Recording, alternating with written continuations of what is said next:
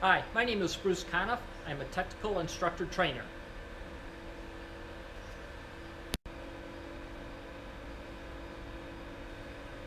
I have 20 years of technical diving experience, everything ranging from side mount diving, CCR diving, trimix, cave and wreck.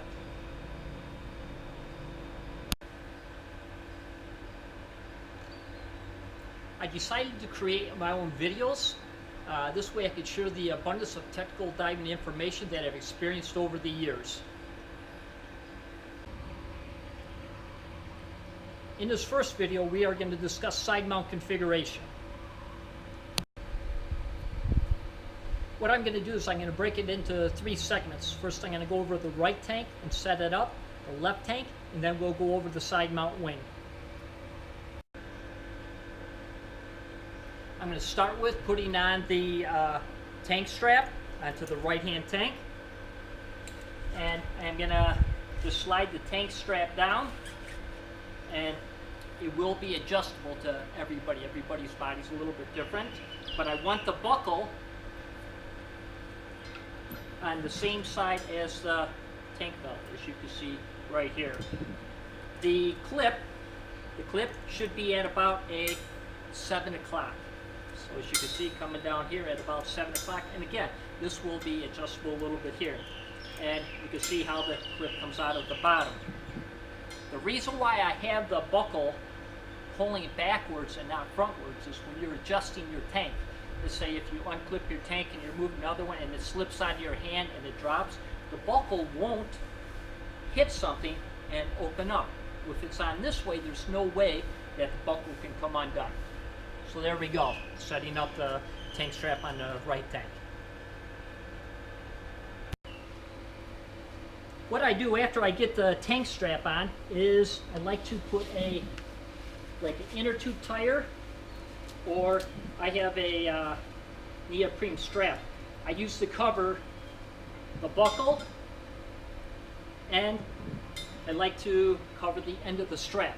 That way there won't be no way you can get a loose line and cause an entanglement situation. So if you look at this, you have a very safe tank strap that won't be able to get entangled. What I've done is I put a neoprene strap around here. You could use the inner tube strap that go on here to something that where I can be able to keep my hoses secured to the tank. What I'm going to do now is I'm going to install the first stage with the long hose. The long hose is what goes onto the right hand tank. I'm probably one of the very few people that do it, but I actually put a low pressure inflator hose onto my right hand tank. The reason why I do that is a backup inflator if there was something happening with my inflator. So what I'm going to do is go ahead and screw this in here. As you can see, the first stage is on the out hand side. Okay, truthfully, honestly, the ideal way is that the first stage would be here on the inside. Some shops that you go into will have specially valves made for side mount diving, but you're going to run into situations like this. You just have to be aware of your equipment. So I have the valve coming out here, my high pressure gauge here. What I do is I store the low pressure inflator hose here, so it's out of the way. I take my long hose. I store it in to the right hand side.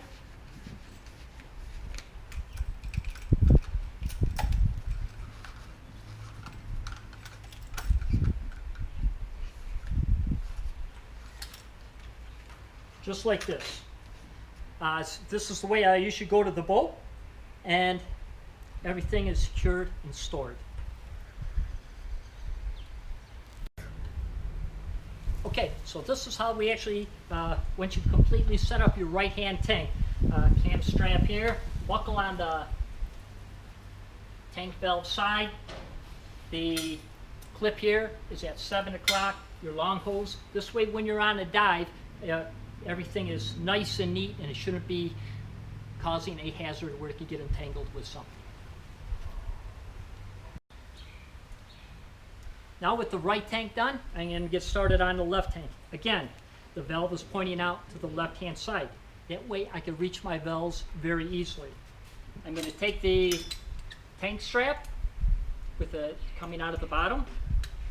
And this is going to be at I tried to set it up at the same height as the other one. Again, that they are adjustable. I have this clip at about 5 o'clock. I pull the tank strap back like that. Next, what I'm going to do is just to cover the strap.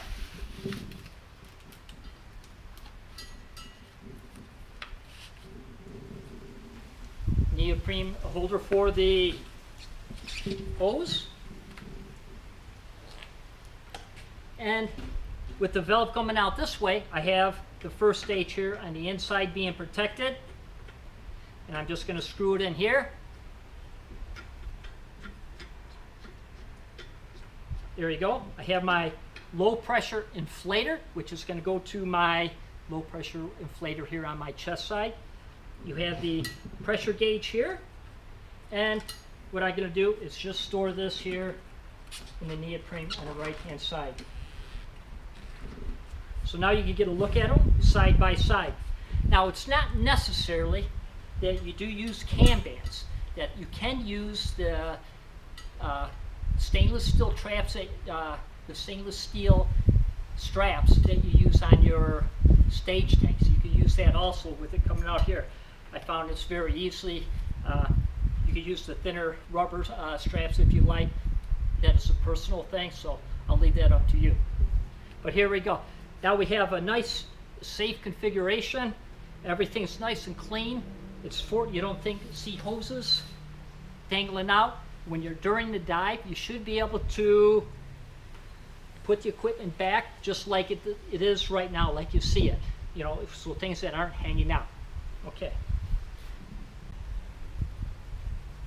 Okay, now once you got the straps in, I just want to give you an idea what it's going to look like when it's on your body. Okay, I have a bungee cord here. It shouldn't be any different than when you're using a twin set, if you've dove with twin sets before, but it's basically the same configuration. The left hose will come around your neck like this and will be put into a bungee like this. One thing you have to be concerned about with this hose is that it is the proper length. Sometimes when you get them from the manufacturer net, they may be a little bit too short, so you may be looking at a couple different hoses. A low pressure inflator here. I have my clip right here, which will clip onto one of my D-rings here on the left-hand side. My valves are right here, my left and my right. I can easily access my pressure gauge just by flipping it up like that, and I can see my pressure gauge. This one, like on the right-hand side with the first stage out there, just like this. If not, it's just a muscle memory. You just lift it up. Once you've done it a few times, it's very easy to get used to. The long hose, when I'm in the water, first off, when I do get into the water, the first thing that I do is have them pass my left tank. The reason why I do that is when I could plug it into my wing, and I can have inflation for when they hand me the other tank, that I won't be overloaded with weight and I'll start to sink. So the long hose, which will go around my neck like this. And when it's on me, I can adjust the length like this. I have this clip down here, which will clip onto the D-ring. My bungees will go around through here or over the valve and clip onto your top D-rings right there. So this is what you should look like when you're done. Out of air situations, basically deploy your long hose like this, switch to your regulator like that. So there we go.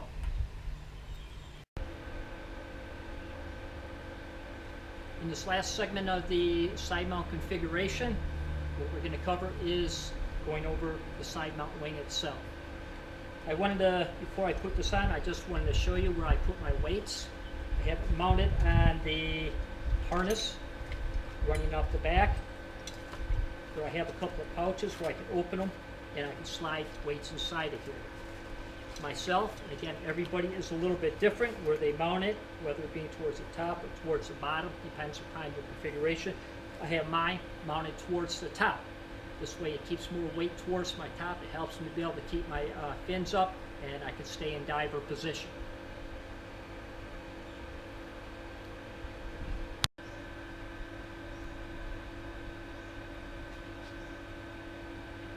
what I've done is I've gone ahead and I've assembled all the majority of the side mount equipment. I want to go through piece by piece and kind of show you where everything belongs. I'm going to start here on the right hand side. Here I have a D-ring here in the back, and I have one here in the front, basically for adjusting the trim of my tank. Starting back here, when the tank starts to float up, I can move it here to the front clip. On the left side, basically the D-rings are in the exact same place. I would start here on the back D-ring, and when the tank starts to float up, adjusting the tank to be parallel with my body, I would unclip it and clip it onto the front D-ring here.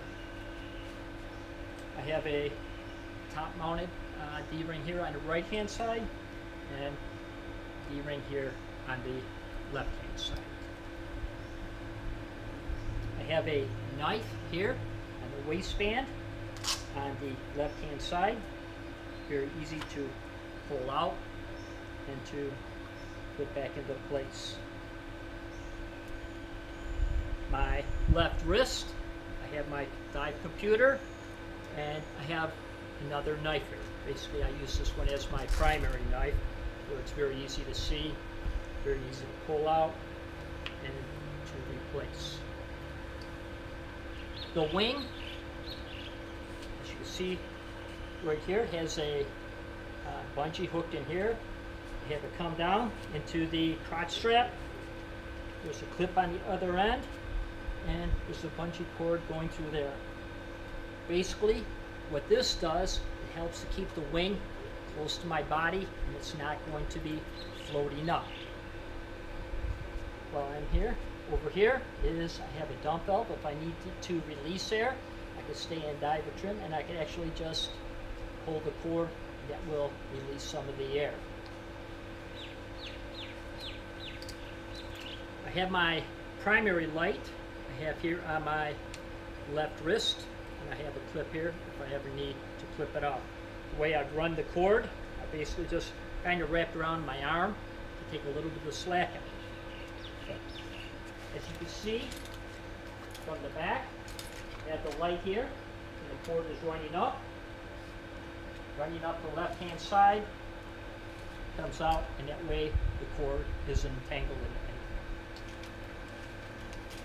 Underneath the lights, I have my finger spool right here, very easy to reach, and I have a primary reel on the left-hand side. Also, again, very easy to reach and put into place. I have a pouch. I have the pouch here on the butt mounted. Basically, what I like to put in my pouch, I like to put in an extra clip. Usually one of these clips here, I like to put a spare one of those inside of the pouch. That way, if any of my other clips break, like maybe on my tank, I have a spare clip. I also like to keep my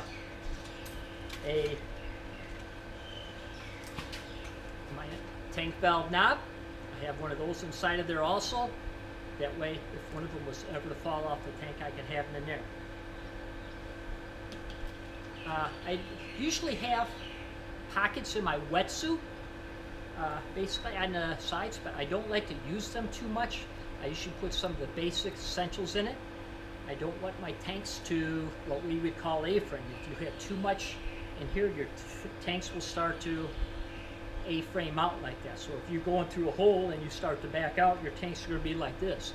It'll make it more difficult to come out. So I put some of the bare necessities in there. I try to put the other parts, I try to spread them out. I'll put them in the pouch on the back side there. So there we go. There's your basic side mount configuration.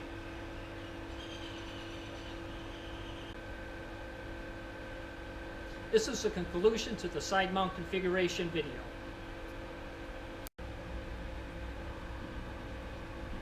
This is a training video that should be viewed with the side mount instructor.